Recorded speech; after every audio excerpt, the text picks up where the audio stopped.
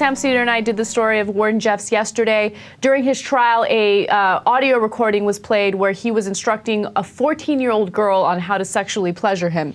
Well, the jury has found the verdict, or has come to a verdict, and they have found him guilty of sexual assault, of child sexual assault.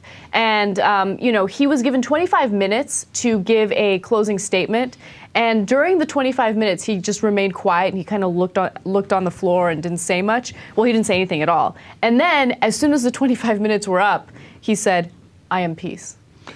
Oh, hello. Not guilty. I didn't know he was peace. You can't put peace away. We need peace in the world.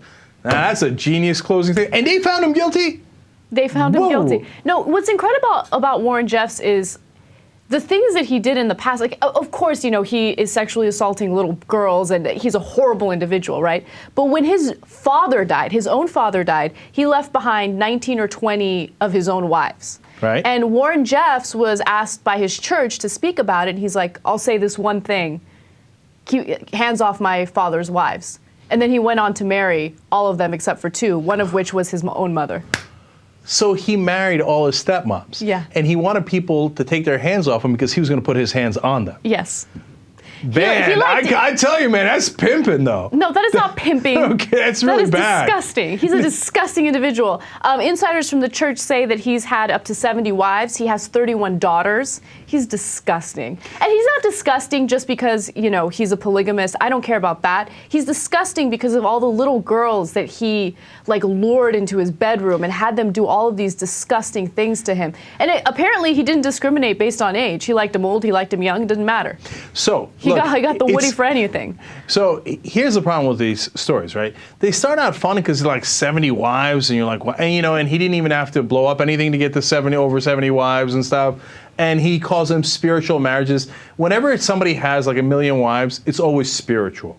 It's not sexual at all. No, no, no. I mean, yes, he's having sex with all of them in all sorts of different positions, but it's very spiritual, right?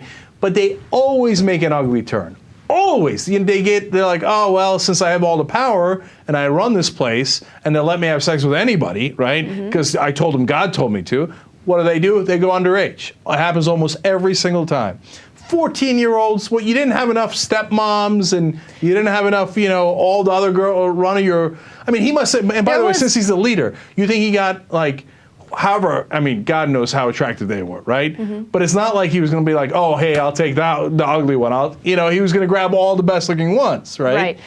Also, keep in mind, he not only sexually assaulted a 14-year-old, there was an audio recording of him sexually assaulting a 12-year-old. He was disgusting. So, by the way, he faces a life sentence, which I think he deserves, okay? 400 children were rescued from his church at the time of the police raid in Texas. So it's not like this is something that he did to 1 or 2 people. This was something that he did every day on a regular basis to so many different little girls. That's what I'm talking about. So he gets his pick of the litter among the adults. You know, he can pick the hottest one, he can pick whoever he likes. He gets the perverted stepmom thing. He gets whatever the hell he wants.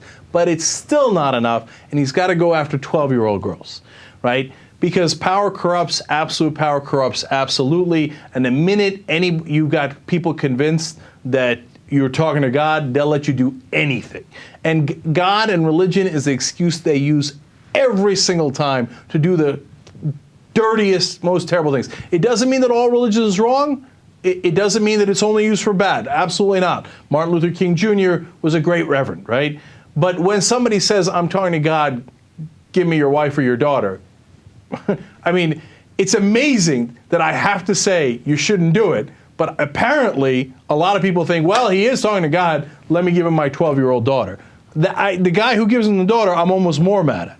Oh, exactly. I was about to say that. You know, I think that it's criminal for you to willingly give up your daughter so this guy can sexually assault them. If you are dumb enough to be brainwashed like that, you do not deserve to be a parent. Yeah. I am peace. Get the hell out of here.